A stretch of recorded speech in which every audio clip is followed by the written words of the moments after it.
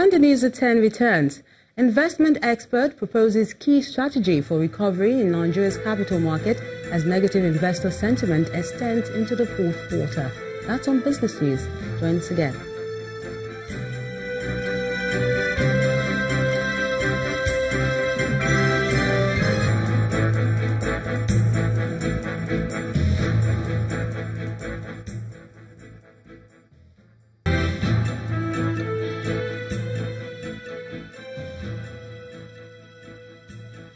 And staying with party politics, some of the APC aspirants in Cross River State still have a bone to pick with the convention which took place on October the 1st.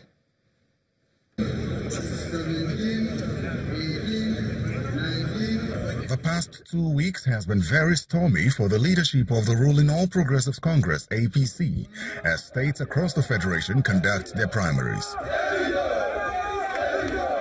The post-convention crisis that trailed some of these exercises have made the National Secretariat of the party to intervene with a view to resolving them.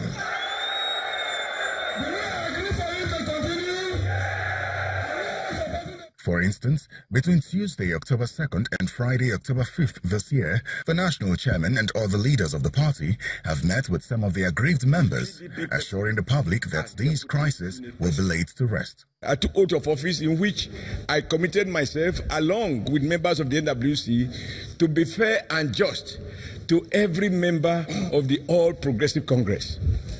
For me, this oath of office is not a formality. It is meant to be obeyed, and it is meant to guide our conduct. And we will do just that. Despite some of the problems we have encountered during the primaries in our various states, the National Working Committee of the party is working assiduously to resolve all the issues. It does appear, however, that these efforts have not settled the crisis in Cross River State, as some of the aspirants are asking the National Secretariat to fix a new date for a fresh primary. No elections held in any ward, in any part of the whole senatorial zone, Northern Cross River. It was so bad that even as an aspirant, I couldn't vote for myself. So we have come to that point where we're saying that the elections did not hold, and whatever results that have been purportedly announced and should be cancelled, and a new date fixed, where the national vice chairman should be kept away from this process. On the part of the former Minister of Culture and Tourism, the current situation resulting from the convention in the state could jeopardize the APC's chances of winning the 2019 governorship election. There's discontent with the government in power in the Cross River State.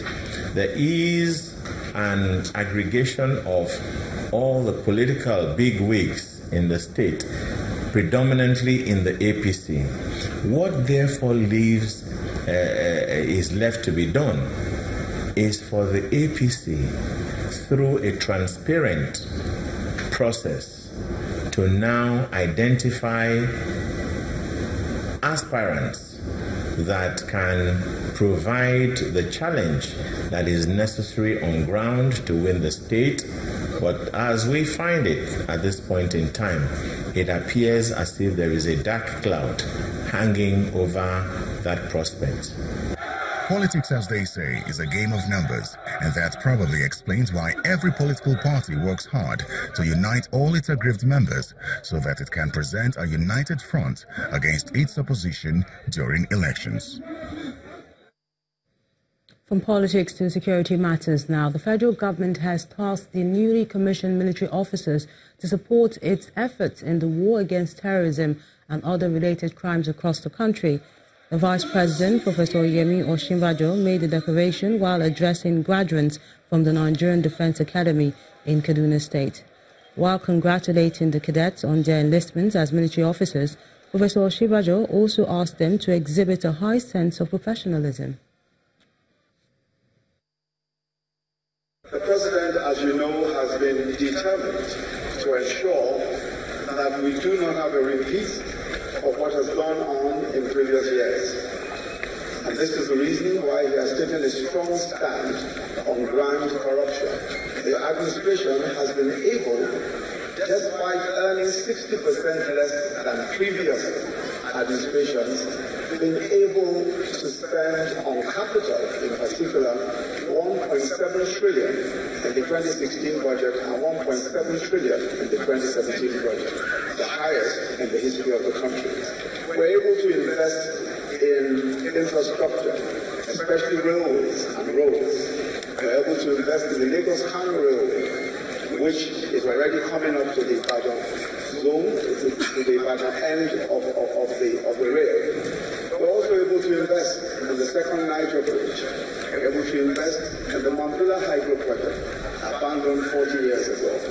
We're able to invest in the Lagos-Ibadan Expressway and several other such capital projects. Staying with security matters, less than 24 hours after 19 people were killed in Aribi village in Plateau State, 5 people, including an official of Operation Safe Haven, has been killed in another attack on a village in Bassa local government area of the state. The spokesman of Operation Safe Haven, Major Umar Adamu, told Channels Television that the Special Task Force personnel died during a crossfire with the attackers, while another sustained gunshot wounds. He added that 4 villagers were also killed during the attack, which occurred late Thursday night, with several houses burnt. Major Umar says security personnel are working to fish out the perpetrators. The Kwara State Police Command has arrested and paraded 5 suspected ritualists, including a couple, for allegedly being in possession of 11 human skulls and several human bones. The suspects were arrested at Adewole area of Ilorin, the state capital, following a tip-off. The Commissioner of Police, Bolaji Fawura, says 8 of the human heads found at the home of the suspects were already dried up, while the remaining 3 were fresh. Investigators also found the suspected human hair in possession of the suspect.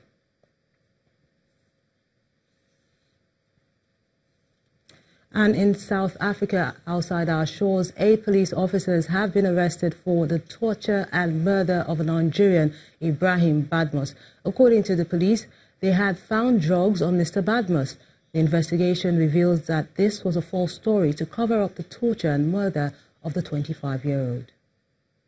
1 year later, it looks like justice may still come for the family of 25-year-old Ibrahim Olamilekan Badmus, who died at the hands of the police in October 2017. 8 police personnel, 6 men and 2 women, have been arrested this Friday.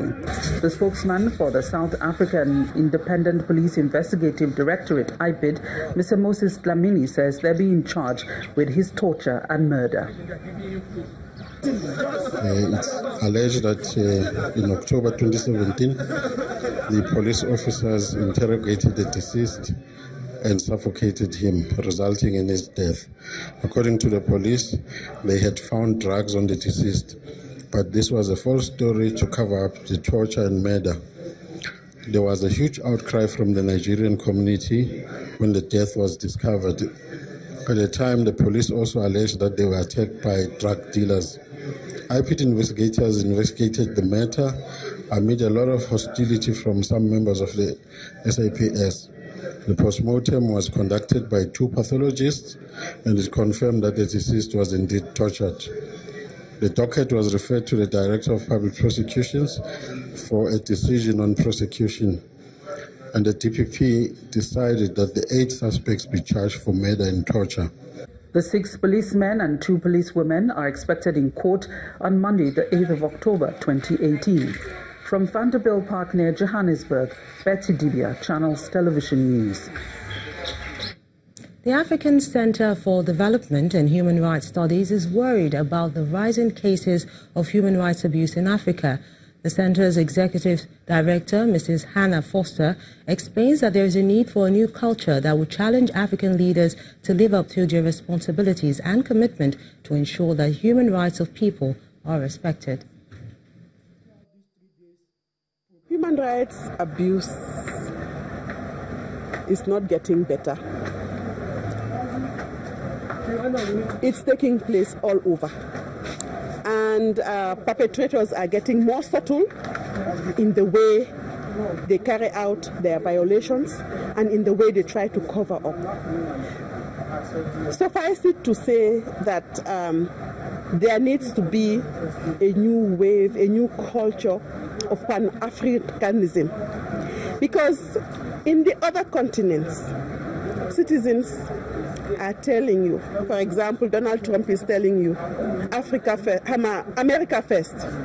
How many of us are saying Africa first? Because if we do say Africa first, then a lot of these abuses that are taking place from our leadership and others, I believe it will not happen. But then it gives greater responsibility to civil society to be able to speak truth to power, to say this is happening. We are the citizens, we do not like it, we want to see you live up to your commitments. A former Speaker of the House of Representatives, Mr. Dimeji Bankole, has been declared the winner of the Ogun State governorship primary of the state chapter of the African Development Party, that's the ADP, announcing the results from 236 wards from the 20 local government areas of the state. The party's returning officer, Mr. Chamberlain Amadi, described the exercise conducted through affirmation as peaceful.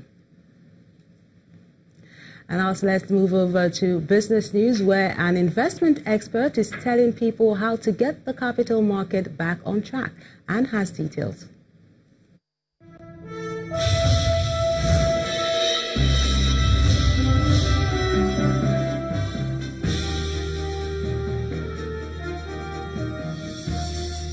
That's right, Melinda. An investment expert and the chairman, Capital Bancorp PLC, Mr. Tola Bolore, is calling for the readjustment of economic reforms and policies by government to help develop Nigeria's stock market. He emphasized the need for local formation institutions.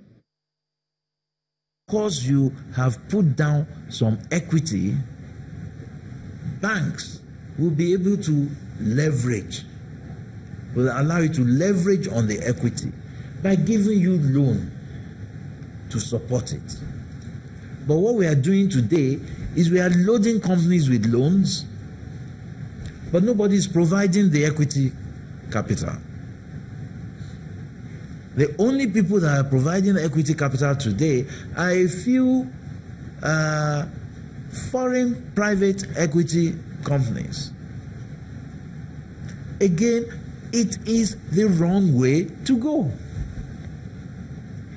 Nigerians must develop local capital formation institutions.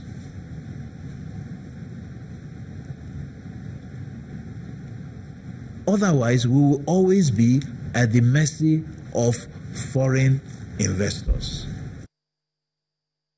And talking about the domestic stock market, it has ended the first trading week of October down in all its 4 sessions after Independence Day. The all-share index and the market capitalization dropped by 1.17% to close the week at 32,383.15 and 11.822 trillion naira. All other indices finished lower, with the exception of the oil and gas sector, which of course rose by 1.13%. The price chart recorded 27 gainers, 32 losers, while 110 equities remained unchanged for the week. 639.3 million units of volume of shares were traded in 10,477 transactions. And outside our shores, Morocco has again began the sale of its first Islamic sovereign bonds worth $116 million with a 5-year maturity and an annual yield of 2.6%. According to the Northern African country's finance ministry, the demand was 3.6 times higher than the sukuk value, and it's expected to help Islamic Bank manage liquidity and resources. Morocco is the most advanced among its North African neighbors in developing Islamic finance, which avoids interest and pure monetary speculation. The International Monetary Fund says it had expected Malawi's economy to grow by around 4% in 2019, followed by a rise to 6.7% over the medium term. The IMF says that the southern African country was performing well under a 3-year, $112 million loan facility, which was agreed earlier this year to help reform its economy. But Malawi is a net importer of fuel and other essential goods such as fertilizer and pharmaceuticals. In the meantime, the country's energy regulator today announced that the fuel prices will rise by about 5% after the government ran out of funds used to cushion the effect of the increase on consumers earlier this year. That's business news for this week. Thanks so much for watching. I'm Anne Wawadu. It's back to you, Melinda.